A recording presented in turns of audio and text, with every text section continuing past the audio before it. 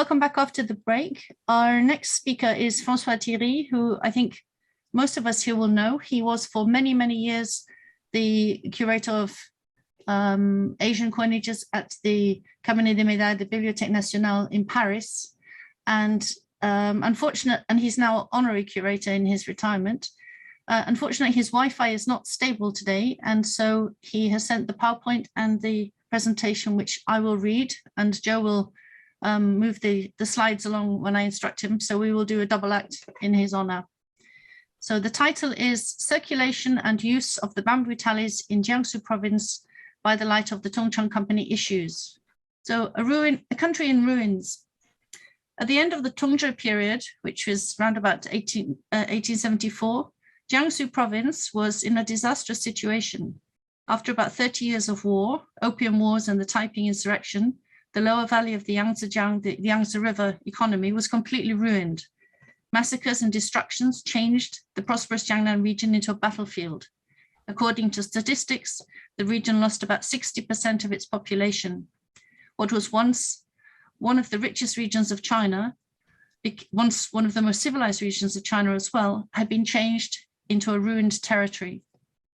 So authorities were unable to provide good currency.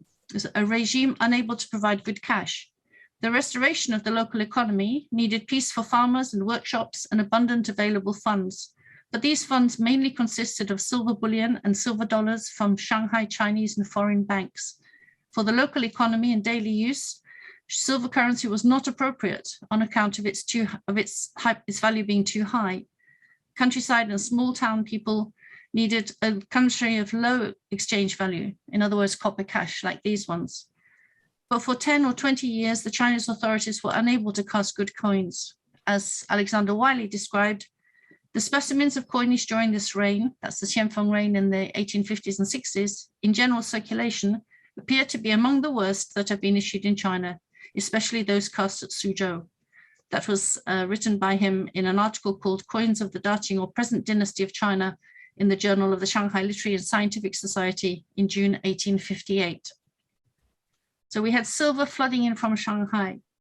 So during the Tongzhou era, which was the 1860s to 1870s, the situation was clearly similar. The foreign settlements could provide silver in large quantity, but the Chinese government was unable to provide a low-value daily currency. The traditional monetary system was completely disrupted. So some local solutions. As in many occasions in Chinese history, private solutions were launched locally to solve the confidence crisis in the official coinage and to solve the liquid assets crisis. Two solutions were popular in Jiangsu. Street notes, as you see on the left, issued by small banks or money changers or pawn shops. As indicated by their name, these notes circulated in the streets around the issuer's shop in the quarter the quarter of the town at the most distance. The second solution was the use of bamboo tokens, so tokens made of bamboo. And on the contrary to street notes that existed in other regions of China, bamboo tallies are a specific currency of the Jiangsu region. The first tallies seem to have been issued by a local bank in Wuxi on the canal in 1870. Quickly, several companies started to issue bamboo tallies in Wuxi Prefecture. And at the end of the Tongzhou era, so it's 1862 to 1874, bamboo tallies were in circulation in southern Jiangsu, in Wujin, Wuxi, Changzhou, and Suzhou prefectures. So you can see them there. And there are different units of account. You can see there are three columns there. Face value in cash, face value in Tong Yuan, that's 10 cash struck coin, and face value in silver standard. And the Chinese inscriptions, the Chinese characters that you can see are what you can read on the pieces themselves. So we have different units of account. At first, the tallies were used in a town or a village by the issuer. The issuer could be a company, a merchant, or a shop to buy farming or products from farmers, and by farmers to buy manufactured goods from shops. And these tallies could be used by everybody in the community, and they could be refunded in cash at the issuing desk. The bamboo tallies were mostly issued by shops or trading companies, very rarely by money changers or local banks. And the circulation area was restricted to a village, a small town, or in the case of Suzhou, a quarter of the town, or in 3 or 4 streets in the vicinity of the issuer's location. Some tallies had only a temporary use, as marked on the tally by the word zan or zandai, or 临时, meaning temporary or provisory, or 临时流通, provisory circulation or temporary circulation. Bamboo tallies were in use for about 70 years in Suzhou and southern Jiangsu from 1870 to the 1940s. The face value and the units of account used on the tallies followed the local changes in the currency. At first, the main unit of account was the zhiqian, in various different names. And after that, we see the appearance of the Tongyuan of 10 cash. And least of all, at last, we find the silver standard unit, the Dayang. So you have them in copper, traditional cash, in struck copper cash, and then in silver. The Tongcheng Company. Among the issuers settled in Suzhou, Francois has focused his attention on the Tongcheng Company. As Mr. Yuan Tang said, this was a trade company specializing in southern China goods. Southern China goods is kind of things that you find in the south of China, sort of almost semi-tropical. If you want to compare it with, say, in the UK, you would have maybe Northern European products and Southern European products. So it's different kinds of things. So the Tongcheng Company specialized in southern China goods, and it had been founded by a certain Mr. Tang Xiwang of Wuxi in the early Guangxu period, so in the 1870s, late 1870s. Now, Mr. Tong's son was working in a local bank, and so his father was not ignorant in financial matters, and his company was a very active issuer in the first part of the Guangxu era. According to the dates that Francois has seen on the Tongcheng tallies, the company suspended issuing around 1895. The company still continued to exist until the 1940s, with many difficulties, some temporary closures in the 1920s, during the Zhejiang-Fujian warlord conflicts and during the Beifar campaign of Chiang Kai-shek as well. In the 1930s, the Tongcheng Company was just keeping its head above water and stopped activities at some time in the 1940s. So the Tongcheng Company in the Jiangsu district of Suzhou. The Tongcheng Company was settled in Suzhou's ancient city, its old city in the Jiangsu district. You can see Francois has zoned in on the larger map on the left and given you a street plan on the right. And the headquarters was located near the Jili Bridge. The Jili Bridge, you can see it's just in reddish brown characters towards the middle left of the map on the right. And not far from the seat of the city administration, and it was at the very busy Fuqianjie Road. So it's in a very kind of busy area of town, and there's a bridge, so there's traffic going backwards and forwards. Now, the Tongcheng Company had 3 shops in this area, and Francois has been able to locate them on the tallies. So there's one that is to the south of Yangyu Street, there's another to the south of the bridge, and there's another one in front of the bridge. Now, the Tongcheng Company was not the only organization to issue tallies in this district. There was a tobacco shop, now Hetai, at Taipingqiao Bridge, the Dingshan Company at Sibeiqiao Bridge, and the Yuanmaozhang Company in Miaotangxiang Lane. But clearly, the Tongcheng Company's tallies were issued in the greatest quantity. So looking now at the traditional feature of the Tongcheng tallies, Francois has very kindly pointed out how to read them. Looking at the face value, Hola means it's been burnt into the impression has been burnt into the wood, into the bamboo. The issuer's name, the date, written at the top, you can just about see it. The serial character going downwards, the serial number, and then with the denomination, and then the location at the bottom. Some of them are written onto some of the inscriptions are written onto the bamboo tallies, and some of them are impressed into the bamboo tallies. So the traditional features of Tongcheng tallies. The Tongcheng tallies adopt the traditional features of the Jiangsu bamboo tallies. Of course, Tongcheng was not the only place issuing tallies. They're about 83 millimeters high, and you can see at the top there is a depression. You've got two things sticking up at the top. On the obverse at the top, you have the face value, and at the bottom you have the name of the issuer, and these have both been impressed into the bamboo. Francois has actually said struck. He's using the same kind of concept, yeah. And on the reverse, written in Chinese ink, at the top you have the date, then you have the serial character, and you have the serial number, and below that you have the locality, which has been struck in. The striking was made on the bamboo sheet when it was hot and swollen with boiling water, and after it was dried, the tally was slightly lacquered. So if you turn the bamboo tallies on their sides, you can also find inscriptions there. The sides bear Chinese ink inscriptions. You have the traditional inscription on the very left, which means if it's lost, tough, you're not going to get any money back, we're not going to give you a refund. And sometimes you can see the character gua at the bottom, the very simple one that looks like a line with a dot coming off it. This is an abridged form, I guess for space, make it easier to write. Some tallies bear an identification saying Nao Huodian, shop of southern goods. And we also have to note that the tallies of Yang Yuxiang South shop have the date on the sides and not on the reverse. And you can see the date right at the very top of the bamboo tallies in the little depressions. So we have, looking at 100 cash tallies, we have two types of those. And you can see there are two tallies there. The first one is from the Jili Bridge Southern Goods shop, Nao Huodian, and the one on the right is from the Jili Bridge South shop.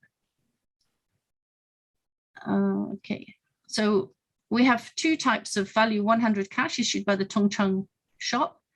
They're struck with different dies. Francois was using the numismatic terminology, that you'd maybe call them stamps otherwise. One is issued by the Jili Bridge Southern Goods shop, and the other one is issued by the Jili Bridge South shop. On the first one, the unit of account is the Zuka-qian. You can see that just to the left at the top. And on the second, the unit of account is the zhiqian. The zhiqian means a legal cash, as opposed to the shiqian, which is the market coins, which was half value. Kaqian is a local name, but it has the same meaning as zhiqian. So Zuka-qian has the same meaning as zuzhiqian, means complete or full value. And this means that the tally would be refunded for 100 cash exactly. And the 100 cash, you can see at the very top of them, they have a concave head. It's a little depression in the middle. Francois says this was very useful for illiterate people to avoid confusion with the 200 cash tallies. So it's a visual marker, a very easy visual marker. So the two types of the 200 cash tallies. As we have seen with the 100 cash tallies, there exist two types of 200 cash tallies issued by the Tongtong shop. And these were also issued by the same Jili Bridge Southern Goods shop and by the Jili South shop. All of the 200 cash tallies were denominated in Zuka-qian, so their full value. For convenience, you'll note that the head now is flat, the top of the tally is flat. There is no possible confusion with 100 cash tallies. Exactly as seen on the 100 cash tallies, the dies of the Jili Bridge Southern Goods shop and the dies of the Jili Bridge South shop are different. We have noticed that the shape of the character Tong, the head of the Tong, if you can see towards the bottom of the slide, you can see this, the rectangular character Tong, and on one is different from the other one. One looks square, one looks more triangular. And the general look of the characters is slightly different in each one. So looking at the use of the characters Ji and Li from the name of the bridge, Jili Chao means Jili Bridge. Jili generally means kind of auspicious and profitable. It's a very auspicious kind of name for a bridge. So the use of the characters. On the Tongcheng bamboo tallies, we find only two serial characters, the kind of the number that is a prefix to the serial number. And these two characters are Ji and Li. It's pretty obvious that these are taken from the name of the bridge, but the use was very clear. Ji is used for the 100 cash tallies and Li is used for the 200 cash tallies. So this, we're looking at the Tongcheng tallies of the Jili Bridge Southern Goods shop. Tallies issued by the Jili Bridge Southern Goods shop are bigger than the others. They're around 90 millimeters for the 100 cash and around 88 millimeters for the 200 cash tally. The Southern Goods shop issues also seem to be the earliest. We have the date, Jiashen, 1884, on a tally of this shop is the oldest one that he has seen for the Tongcheng tallies. All of the tallies have a face value that's denominated in Zuka-qian, so full value. And concerning the calligraphy, again, he'd like us to note the square head of the Tong and the abridged form for the E. You can see there's just on the left. So if you look now at the Tongcheng tallies of the Jili Jiaonan shop, that's the Jili Bridge Southern shop. The tallies of this shop are the most numerous and they're quite common. The 100 cash tallies are denominated in zhiqian, but the 200 cash are denominated in zukaqian. The character Tong has a triangular head and the E is written in the classical way. And finally, the Tongcheng tally of the Jili Bridge Mies of next in front of it shop, in front of the Jili Bridge shop. This shop has tallies that are rarer than compared with the other ones. The dies show a close typology with the dies used for the South shop tallies, but there are a few slight differences. And for this shop, Francois only knows 200 cash tallies that have been overstruck. You can see in the middle on the left, you can see that there's been some overstriking there or some re-impressing there. So looking now at dates on the Tongcheng tallies, according to the dates shown on the different tallies, the issues could be dated from 1884 to 1894, so 10 years. Until now, the dates that Francois has found, the specific dates are 1884, 1888, 1892, 1893, and 1894. And it seems that after 1894, the Tongcheng Company stopped issuing tallies. The dates, of course, are written in the cyclical system. You can see those in red, and they're written usually at the top of the tallies. Looking at the overstriking on the bamboo tallies, until now, there's no major difference between the Tongcheng tallies and other tallies issued in Suzhou city or in the small towns in the province. But the Tongcheng is the only issuer that Francois knows who has overstruck its tallies in order to reduce the face value. Several shops or companies use this practice to change the units of account to say dai yang instead of dai yang means kind of silver, instead of zukaqian or instead of tongyuan, the copper dollars. Or they used overstrikes to change the name of the issuer. But the Tongcheng is the only one that overstrikes the face value numeral and always to reduce it. So overstriking of the 200 one tallies. The 200 cash tallies were overstruck by punching the character E for 1 over the character R for 2. This reduced the value, the face value, by half. According to the shape of the former 100 cash tallies, you can see that the 200 cash was then cut at the top to give the little depression at the top in the 2 ears. On the other hand, a notch was made at the left-hand side, exactly where the overstruck character was made. The precise date of this operation, of when it was done, is not known, but because we find 200 cash tallies dated 1894, when they were overstruck, it's possible to date the overstriking to around about 1894 to 1895. So you have the 5 types of Tongcheng 100 one. One is the cash coin tallies. Since the ancient or the former 100 cash tallies were also cut, but this time the notch was made not on the left side of the tally, but on the right side at the same level, at the level of the character 1, to make a difference between the original 100 cash and the reformed 100 cash. So then we find that we have 5 different types of 100 cash tally. The first one is issued in zhiqian, copper cash. The first issue in zhiqian with a right notch. The first issue in zukaqian, so full value, with a right notch, which implies that this was the first issue, that there was once a first issue without a notch, and overstruck tallies with and without a notch. So you can see all of those. And you can look at the heads at the top, the heads all have the little depression at the top as well. So Francois now finds that there are 8 types of Tongcheng tallies. He's created this table according to the place, the issuer place, and the face value. So the issuer place is on the left and the face value is at the top. So the silver liang being a weight term versus legal cash during 1 decade. The question is, why would the Tongcheng Company debase its 201 tallies to 100 cash? It's probably in relation to the fall of the value of silver and the correlative rise of the value in copper. Between 1884 and 1894, silver lost more than 9% of its value versus cash coins.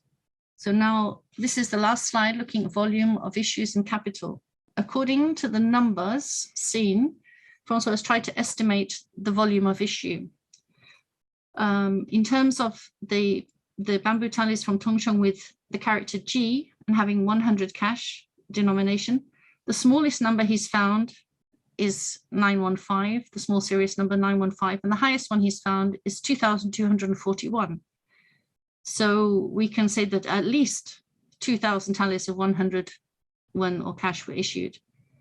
For tallies with the character Li, with a denomination of 200 won or cash, the numbers that he checked range from 4 to 3,040, and that would make a total of more than 3,000 tallies of 200 won.